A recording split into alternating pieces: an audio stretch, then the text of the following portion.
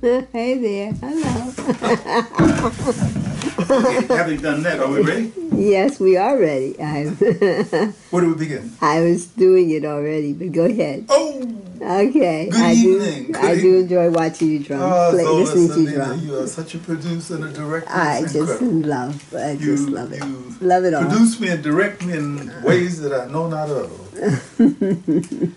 Well, here we are back again at the reading of columns that I wrote for the African Times newspapers, and as a columnist called Media Watch Africa, Africa Media Watch, and I'm reading columns that were written in 1996, 1998, and tried to show the parallel relevance of what was then and what is now. And we're eternally grateful to Linda for typing them. Great. Retyping them. A huge job. Okay. Thank you so much. Yeah. Friends for real. Yeah. Okay. Some of these columns are, well, just simply easy to read, and some are not easy to read. And I had to look at this one really closely to remember what it was about, and it's not an easy read, but here we go. It involves the subject of lynching, and a lot of people would like to believe, oh, that stuff doesn't happen anymore, you know. That ended with George Floyd, but they found out, you know, if you've taken notice of it, many more lynchings happened since then. This one goes back to June 15, 30, 1998. That's when the column was written. Randomly, I'm saying, the incidents flashed through the media.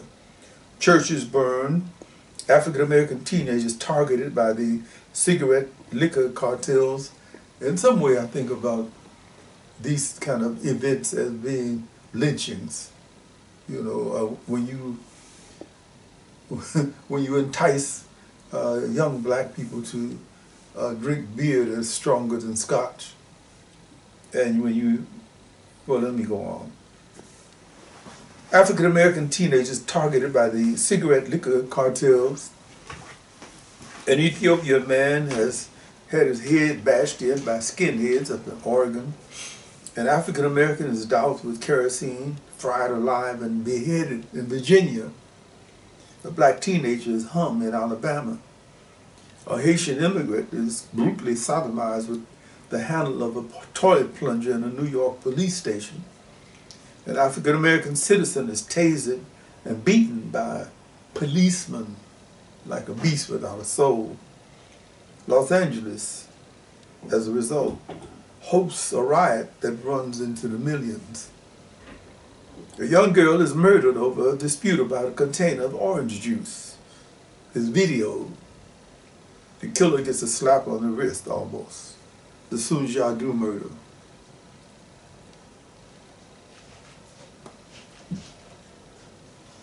Flashing back a bit, a young black boy visiting relatives in Money, Mississippi, said something to a white woman, at least that's what somebody said happened. A young black boy visiting relatives in Money, Mississippi says something to a white woman and has his skull crushed and is thrown in the river for his impertinence. We filed past his open casket when his body was returned to Chicago. His mother, pleading for peace, prevented us from invading Mississippi. I was there, I saw that. Nightly, on the police propaganda shows, we see African Americans, people of color, and poor whites being demonized by the law enforcement agencies of our city governments. African American youth are psycho-bombarded by liquor industry billboards that glamorize alcoholism, while a steady, hard rainstorm of hard drug saturates the inner cities. Fentanyl is not new. Sending many of our young people down for the 3-strike count, making the prison industry a growth product. Discriminatory laws that send black and brown offenders to prison for long stretches that a white person would never receive time for, more likely a fine than anything else. Policemen in all of our large and small cities routinely lynch psychologically African-American males.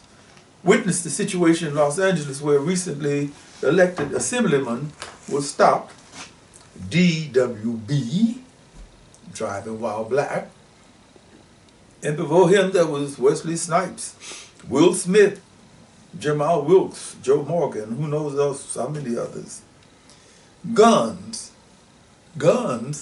not manufactured in any section of the inner city, are made available, like the hand drugs, like the hard drugs, for devastation of the equality of life that we all yearn to have. The movies, some of them made viciously by subnormal black entrepreneurs, patronize the basest instincts of the lowest common denominators. Some people in all racial groups have fallen through the cracks that separate humane behavior from subhuman behavior. We don't need to have movies that suck up to the asocial dregs of our community. Tarzan, I'm sorry, television, Tarzan forever, pours an unconscious slop of racist imagery into the most unsophisticated minds. How else can we explain why there are only black sitcoms, no Latino programming, very few Asians, and no Native Americans? The educational systems channel black, brown, and their poor white relatives onto nebulous tracks, guaranteed to bring them only up to the black sitcom cartoon level of thinking. In recent years, the homeless in our cities have grown from a number to a percentage. Is that reflected in the sitcoms?